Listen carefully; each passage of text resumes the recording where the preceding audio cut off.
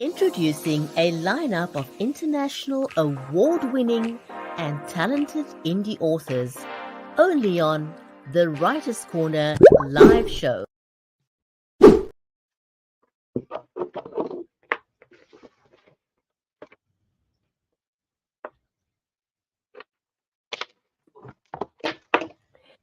Donna Conrad is more than an author. She's a story maestro. From reliving the 60s and House of the Moon to the eagerly awaited Last Magdalene, her stories are an electrifying plunge into history and empowerment. In today's episode on the Writer's Corner live show, don't go away. We'll be right back. Welcome to the Writer's Corner live show, the weekly water cooler for authors and readers. Join us for 30 minutes of insightful conversation with some of the biggest names in the industry. We feature award-winning authors, New York Times and USA Today bestsellers, and even international indie sensations. Tune in and join our family-friendly community only on the Writer's Corner live show.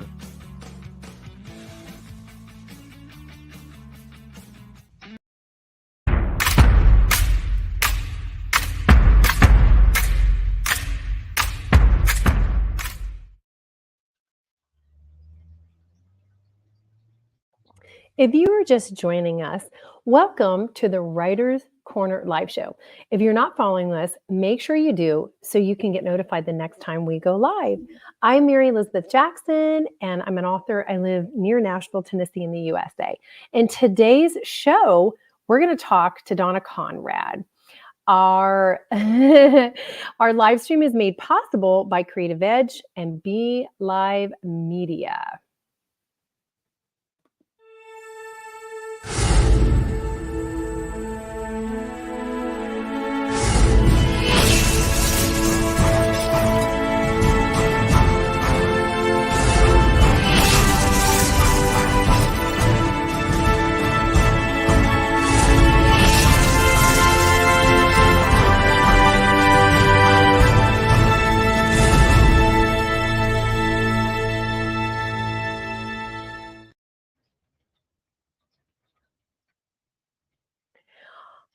Our guest today is Donna Conrad. She's an award-winning author, journalist, activist, and educator. So she wears many hats. She is passionate about individual empowerment, and it shows in her writing style. Now, Donna is a regular presenter at writers' conferences. Her book, House of the Moon, Surviving the 60s, is a memoir that explores life in the tumultuous decade that changed the world. Book one, The Last Magdalene, of her four-book historical fiction, this historical fiction series releases in early 2024. So, okay, Donna, welcome to the show. We're so happy to have you here. How are you? I am doing great. Thank you for inviting me to be on. We're so happy that you're here. And so, let's just jump right in. Your core values emphasize individual empowerment, a theme that's woven throughout your books. Can you share a specific moment or experience that profoundly influenced your belief in the power of personal empowerment? And that's a big question, isn't it? It's quite a big question. And I would have to go back to my early 20s, because coming out of the 60s, I had pretty much done a nosedive and was into drugs and all of this and didn't know couldn't find my way out. And I have to give it up to a high school English teacher. Teachers are remarkable. And he believed in me. And from his belief, I started to believe in myself. And I started to realize that I was the person that could take control of my life, of my destiny in a way, and that it really was up to me. It's to each individual to say, I can overcome this or I can succumb to it. I began my journey to say, this is my life. I need to live it however I can to the best advantage. And that was personal empowerment, taking back the power, not giving it away to society or to a particular group of people, saying, no, this is my life and I'm responsible for it. So I think personal empowerment also goes back to personal responsibility for your actions, Mm. for your thoughts. Absolutely. And you know what? It's as prevalent back then as it is today, and maybe even more so with all that we're going through, you know? Wouldn't you agree? I absolutely, and I see so many correlations between our time, the divisiveness in the world, and especially in the United States, as going back to the 60s. And people have said right now is the most divisive our country has ever been. I have to disagree. In the 60s, I think it's even up a notch from what it is now. And I would like to see people stop, take a step back, and say, do we really have to be this angry and this contentious with each other? It's not necessary and it's not helpful and it doesn't get anything productive done, And in that's the my key. humble opinion. Well, that's the key right there. Nothing productive is getting done. But as a presenter at writers' conferences, which I know that's exciting, what's one unique piece of advice you give to aspiring authors that you believe sets your approach apart from conventional writing wisdom? Oh my goodness. I teach a class called Writing Real, Writing Raw. Oh, And nice. that and that to me, I think it is important for an author. I'm not sure. It's been attributed to many people who said writing is easy. You just sit at your desk and open a vein.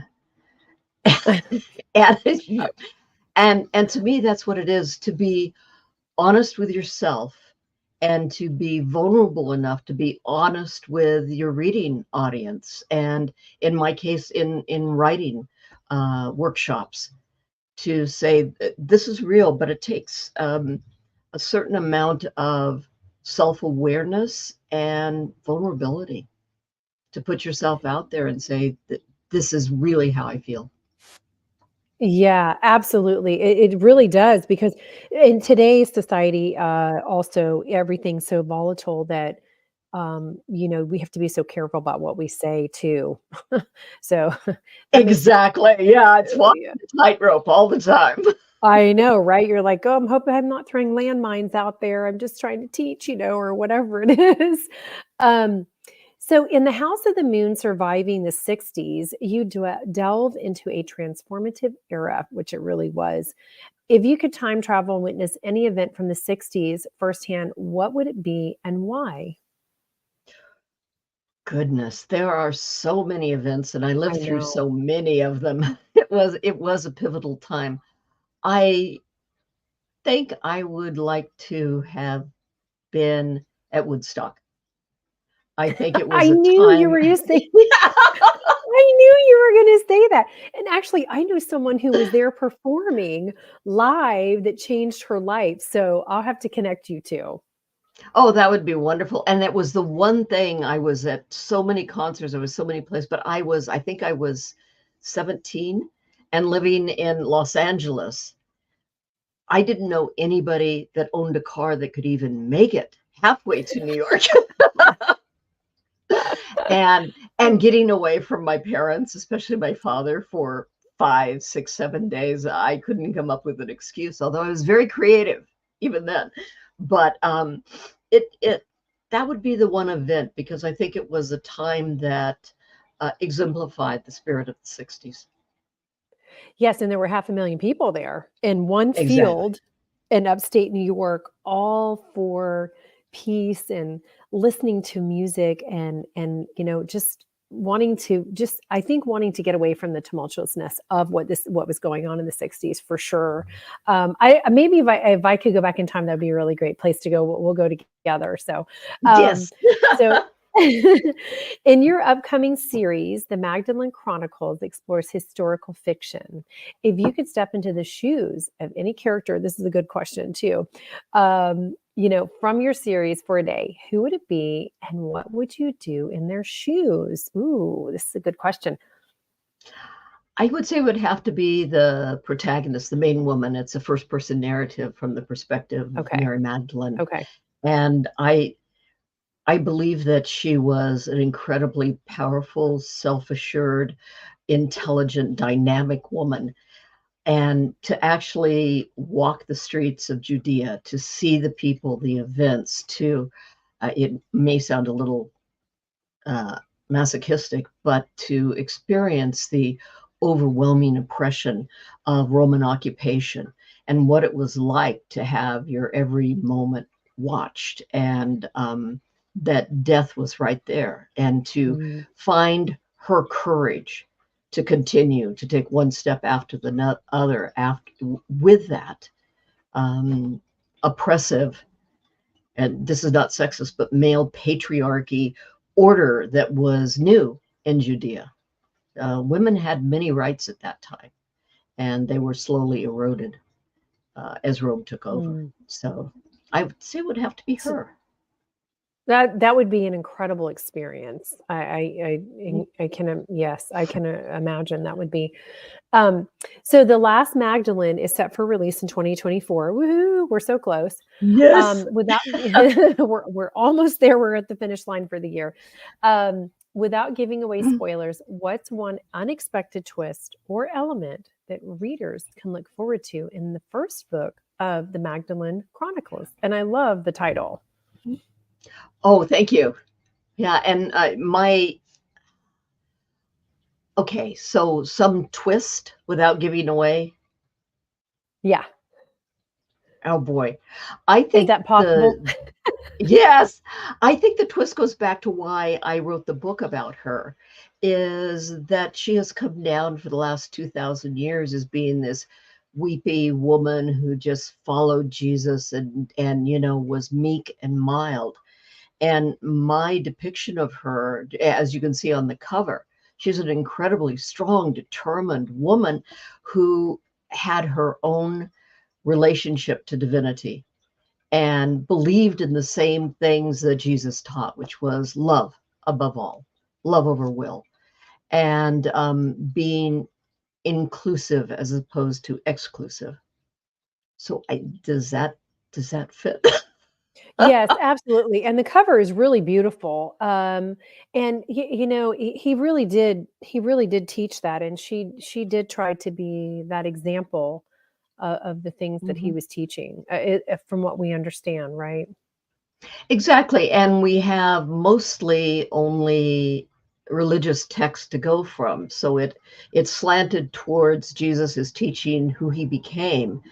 But if you read between the lines and you read about that time and how people lived, you understand. I mean, the Magdalene was mentioned more times than any other woman other than his direct family, his mother, and Right. more times than most of the apostles. So, and she was always listed first among his Mm. followers. So to me, that means she was a woman of importance and a woman who had her own standing, her own understanding. And I have them as being equal in their beliefs and in their goals. And I've watched The Chosen. I don't know if you Mhm. have, but it's I just have. beautifully I done. did recently. Oh gosh, it's just so I'm so emotional after every episode. It's done so well, I believe, and I believe she was, according to that story. In that story, she was the first one that he healed, and then she started to follow him. According to that, to The Chosen.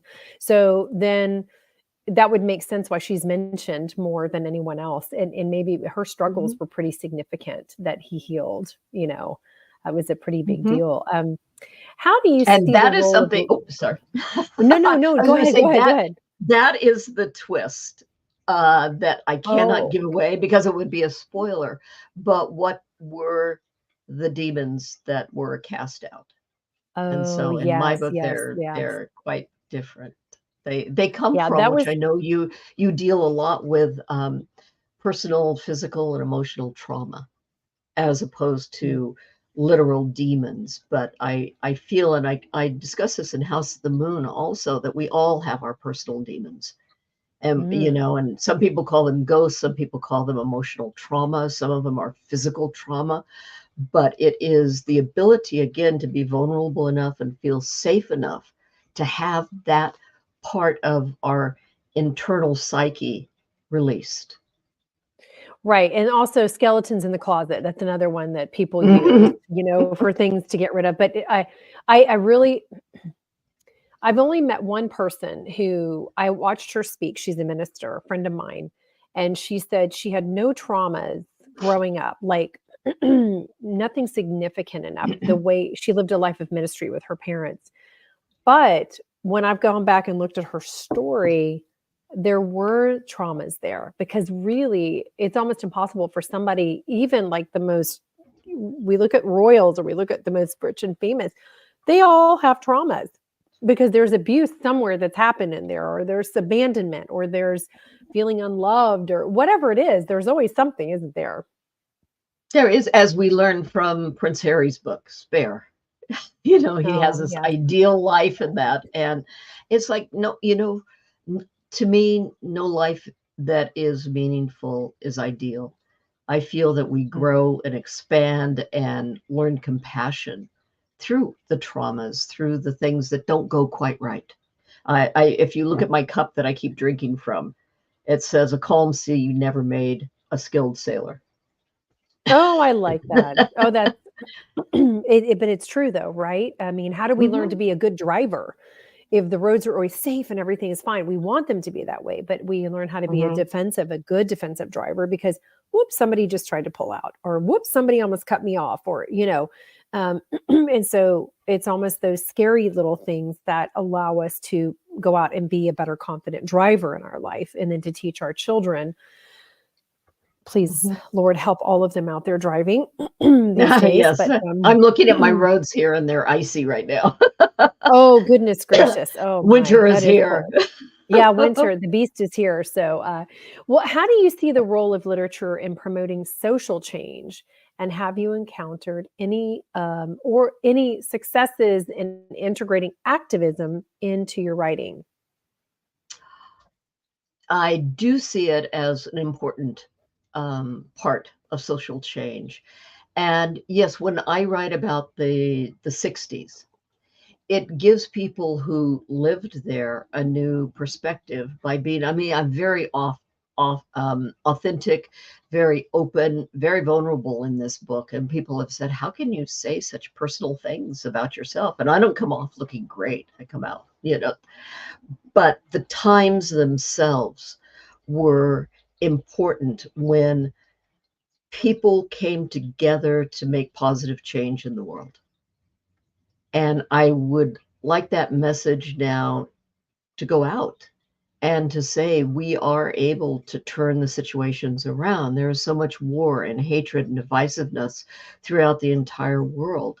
And I would like people to read The House of the Moon and also The Last Magdalene and realize that we are all in this struggle together. And if we are not able to unite, then that will be our downfall. And something that I practice and I teach and everything is that just a personal, you don't have to be wrong for me to be right. Exactly. And it's We like need billboards everywhere. Yes. Exactly. And if we all just agree to disagree and say, you know, I can see your perspective. It doesn't work for me, but that doesn't mean it doesn't work for you. As long as my mom raised me, and she comes off in the book as being kind and loving, but just as messed up as I was. But she always said, no harm, no sin. It is your intention. And if you're good to people, then that's the best you can be. So it goes back to the theme of the 60s that I would like to see come back now, when people just get together, just love one another, which goes back to the teachings of the Last Magdalene. It is love over will. And your will is to do this, to have power, to to get your way all the time. That's will. But love is inclusive. Love is the thing that binds the whole world together, in my opinion. It's beautiful. Yes. Mhm. Will is the actions of a 5-year-old not getting their way, or 3-year-old. Yes. And you know what? If you look at the world right now, I think there are a lot of emotional 3 and 5-year-olds out there. Oh, yes, they're everywhere. I know. I know some people right now that I'm like, what do you d why? Why? Okay. Why? So, Yeah, some names are yeah, going through my why? mind. I know. Just why? If you had to describe your writing style as a blend of 2 unrelated things, wow, this is a great question, isn't it? What would they Hmm. be? And why do you think they would complement each other in your work? We're trying to make you I can think say this morning. you are. Excuse me. I would It's say okay. 2 unrelated things or opposite things. I would say a um, a firm grasp on reality and the ability to fly with my imagination. Mm. Are those opposite enough? Oh, yes, very, very opposite, and it's like, why how would you even bring those, together? So Well, that and would I be the feel that challenge. yeah, I feel that I have especially well in House of the Moon also because there is the very definite reality of what my life was like. And then that internal spark that kept me going, that helped me to survive, that had me reposition myself in my circumstances and pretend it was otherwise. Imagine something different. That's a great coping skill. 'Cause I'm a kid I was born in the late '60s, so I know through times that we went through when I was a child, the way I got through was everything's okay, everything's gonna be okay, and that's how I survived, and I find myself Mhm. doing it in my adult life, and then Mhm. I have passed that on to my children, but more of in a realistic way, because really in the end, whatever ends up happening, um, we're gonna be okay, whatever form that looks like, it just may not feel okay to us at all, you know? Well, I think it's a matter of whenever you use the analogy of driving, your car starts to skid, and what you want to do is go in the opposite direction, but what you need to do is turn into the skid to straighten everything out. And that's hard to Right. do emotionally, but to go to where your fear resides and then move out of that and recognize it, and it could be a very, very real threat.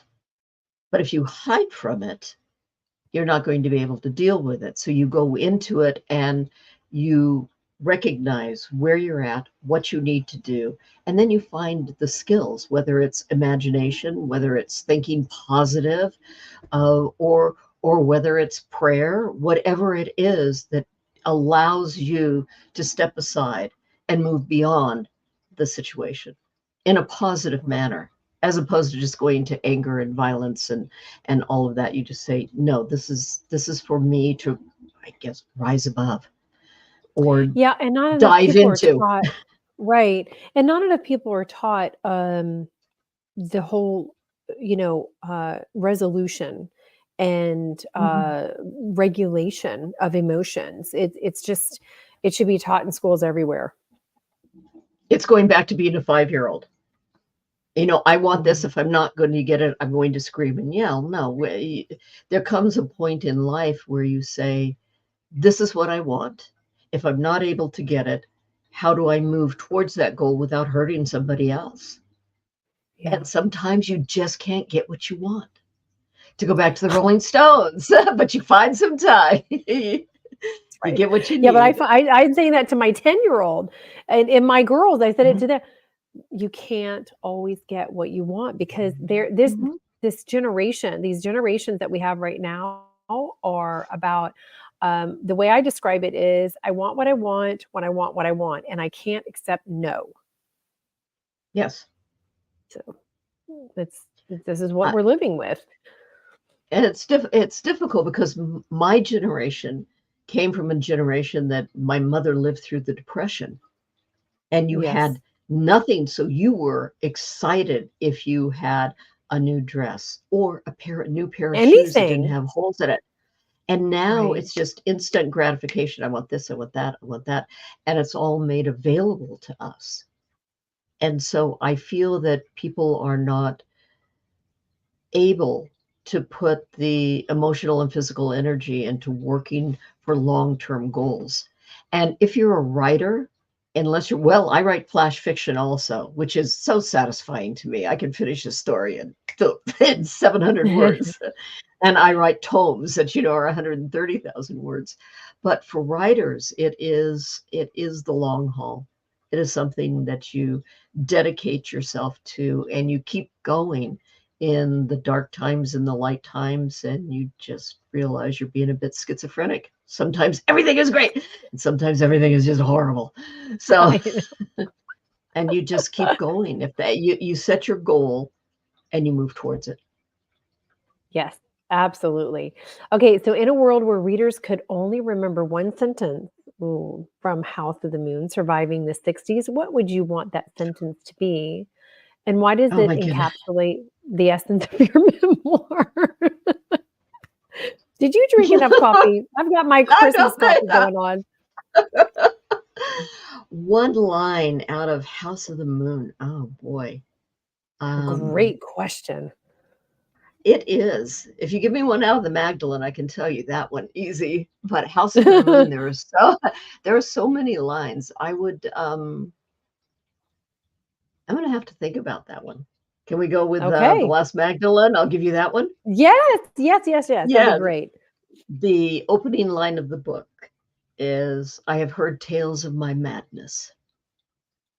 Mm. That does sum up a lot for her. It does. And oh, oh, I've got one.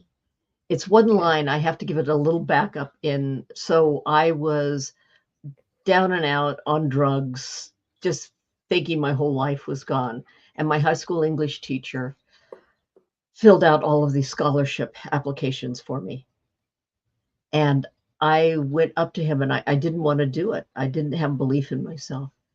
And I said, "Do you think I even stand a chance?" And he said, "You have to take a chance to stand a chance." So, words of wisdom Very, from Mr. Sundstrand. very, very, very nice. I love that. What is next for you? Do you have a project in the works? I do book 2, which is called The Lost and the Holy. And the Last Magdalene goes up through the crucifixion, and Rome was vehement in tracking down people who were related to or followers of someone who they considered an insurrectionist. Um, and so the Magdalene is taken to Alexandria, which was the the traditional place of exile for Judeans. Okay. And so that book takes place there, and that's in the process now. And hopefully each book will be released 1 year. Not that I'm an overachiever, but That's okay. so Hey, listen, these books need to be out there. So that's really good. Do you prefer I know I want to ask you this is one last question because we're out of time and the time goes by so fast. We can't wait to yes. have you back on the show. Traditional versus self-publishing.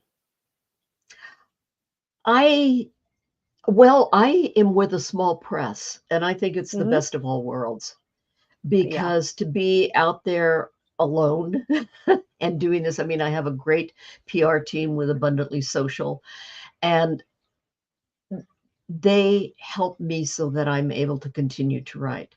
And a small press doesn't have the restrictions that larger publishers do.